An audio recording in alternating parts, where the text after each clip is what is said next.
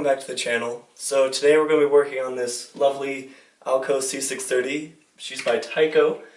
She's number C&O 4301.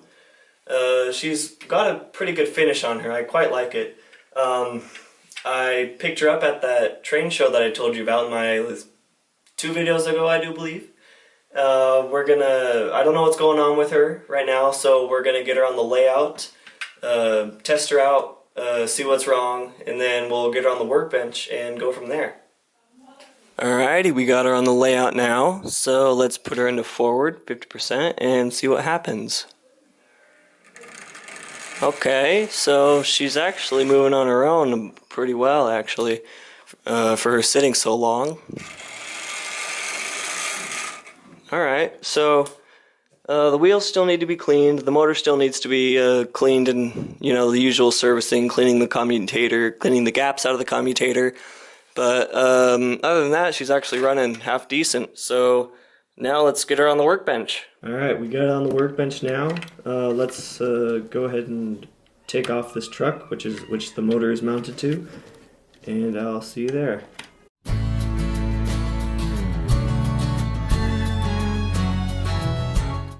Alright, so now I got the truck off. I can't really see anything with this plate here, but I'd like to remove it, but I don't see a way I can remove it. Huh. Now this is riveted in right here, so I can't get to these wheels to clean them in the tub of soapy water. And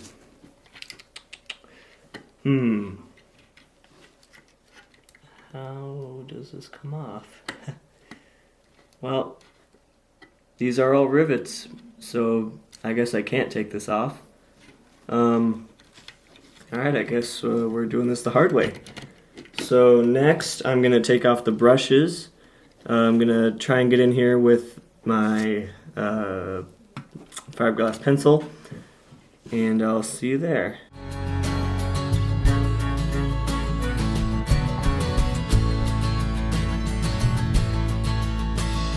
Watching the sunset on Tennessee hills.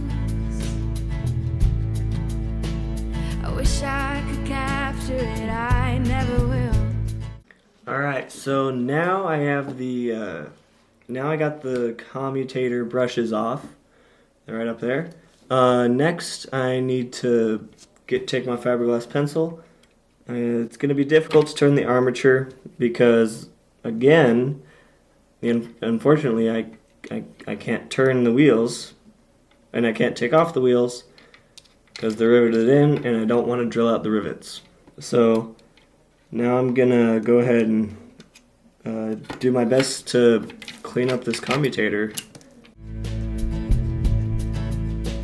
'Cause I'm not a painter, can't stay in the lines.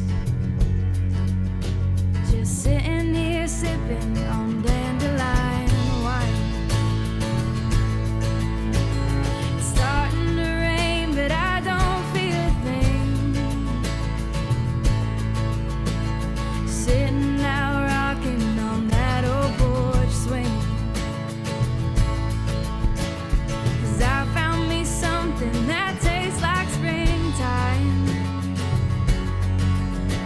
Just sitting here sipping on dandelion wine. All my life. So it would appear that someone has lubricated this commutator at some point, and the lubricant has burned onto it. So it's sort of like a black singed grease all over this commutator, which is pretty unfortunate because, one, that may have shortened the life of this motor. I'm still pretty confident she's got several more years in her, like about 40 or more, because these Tycos were built pretty good mechanism-wise. The gaps, I unfortunately don't have anything to clean the gaps out with. You would want to clean the gaps out with something that is softer than the metal, and that would be something like a toothpick or one of those little picks that you clean your teeth out with. I don't know what those are called. But these gaps in the commutator do need to be cleaned, so I'm gonna dig through my toolbox and see if I can find something. If I can't, I'll unfortunately have to leave them in there, which isn't ideal. So yeah, I'll see you there.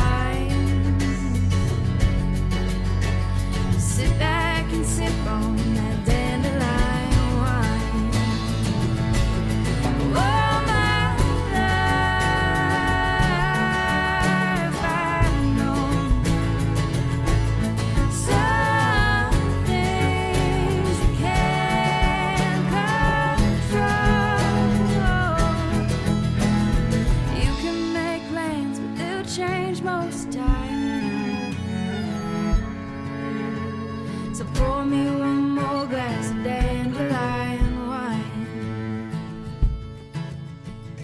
Pour me one more glass of dandelion wine.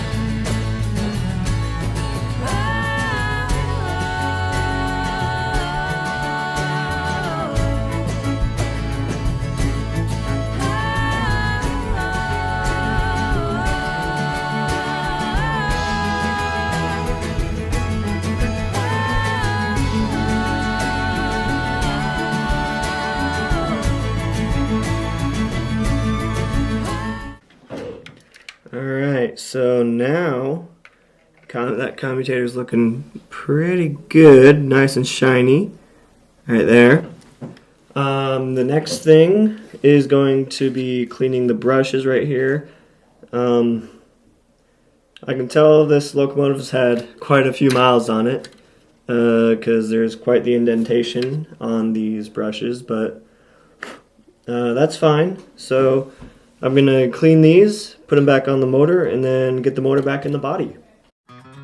Wandering through Wichita, doubt my salvation on account of all the ways I've gone wrong. And I'm lonesome, lonesome and lonely.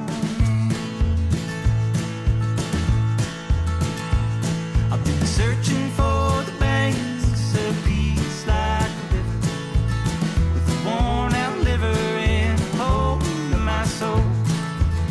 Winter time's coming these days and shorter than my temper. I can't wrestle with my angels and they got a boot heel on my throat. And I'm wandering through Wichita, doubt my salvation on account of all the ways I've gone wrong.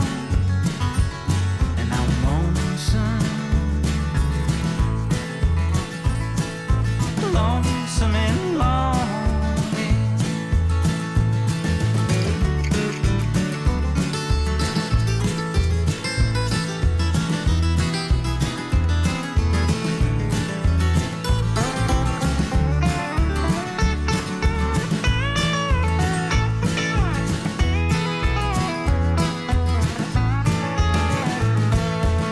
I wanna drink my fill and enjoy like a fountain, but my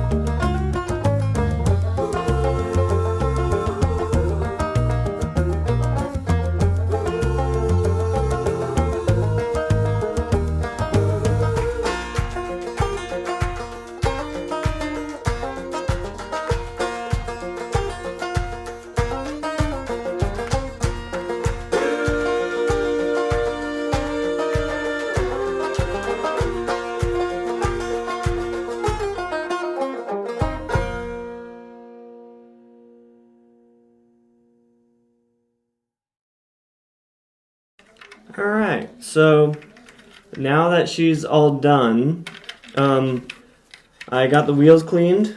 I did have to upgrade to a nylon bristle, this blue one right here. That blue one. I had to upgrade to a nylon bristle because there was quite a bit of oxidation on these wheels. There's still a little bit here, but that's just what happens with age. You can get it all with a Dremel. I don't have a Dremel with me, so I'm using the fiberglass pencil and the fiber pencil. This is a kit of 3: steel wire, brass wire, fiber bristle, and nylon bristle. It's a scratch brush, set of 4. You can get them off of Amazon, real cheap. I think I got mine for about $15. Pretty good deal because you get all 3. Excuse me. You get all 4, and yeah, it's a pretty good deal. Anyway, I say we get her on the track and see how she goes. I did have to unfortunately break these off to get to the commutator. I hope you don't have to do that with yours. I hope you can find another way, but the last person that was in here, like, they really glued these in solid, so I unfortunately had to break them off, but I can glue them on with some tacky glue, or plastic cement is probably what I'll use. I'll glue them on in another video, but anyway, let's get her on the layout. So we got her on the layout now. Last thing to do now is see how she runs. Let's get her into forward, 50%. There we go. Yeah. Alright, the wheel cleaning did its job, the commutator cleaning did its job. She looks to be running quite well, actually. Well, what do you know? Alright, let's bring her back. 50%. Yeah. That's pretty sweet.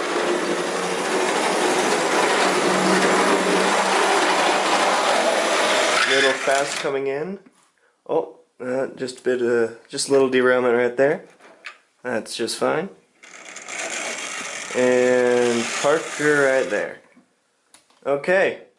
The next thing to do is, as you can see right there, we have another chassis locomotive. I think she's a GP9 or maybe an SD9. Again, I don't know my diesel locomotives. Quite literally, I'm going to be totally honest with you guys. To film this locomotive, I actually researched her right before the video started, right before I started recording, so that's how I know her class. Anyway, so as you can see back there, we got some rolling stock that she's gonna hook up to. So I haven't, of course, this is the first time I've tested her, and this is, this is old rolling stock out of the 70s to match the aesthetic of what we're doing right now.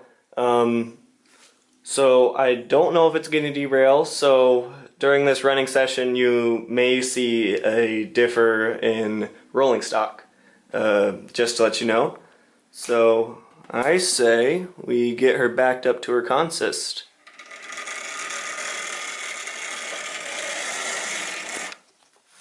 Cut out right there, that's fine. That's to be expected because this express point is not very well. It's not very good. Keep going, keep pushing. Okay, it would appear that one of the it would appear that the wire to the track has come off somewhere, so I'll check that out and I'll be right back. Alright, we're back. So I just had to reconnect a wire. So let's stick her into forward and bring her out. Again, this double slip switch needs reviewing. Something's up with it. A lot of insulated points, not a lot of pickups on this locomotive. But yeah. Alright, let's cut to the running session, shall we?